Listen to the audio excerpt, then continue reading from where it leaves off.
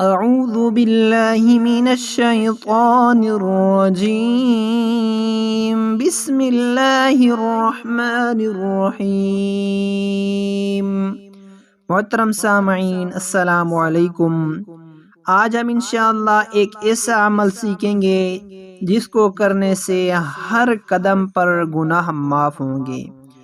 رحمت دو عالم صلی اللہ علیہ وسلم نے فرمایا، جس نے گھر میں وضو کیا پھر اللہ رب العزت کے گھروں میں سے کسی گھر کی طرف چل کر گیا، یعنی مسجد کی طرف چل کر گیا، گھر میں وضو کیا پھر مسجد میں چل کر گیا تاکہ اللہ تعالی کے فرضوں میں سے کسی فرضہ یعنی نماز کو ادا کرے، تو اس کے 2 قدموں میں سے ایک قدم سے گناہ اتریں گے اور دوسرے سے درجے بلند ہوں گے۔ سبحان اللہ۔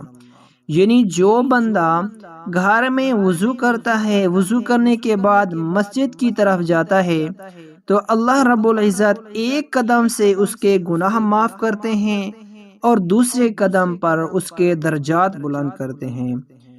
سبحان اللہ، بہت ہی مبارک عمل ہے، اس کو ضرور اپنائیں۔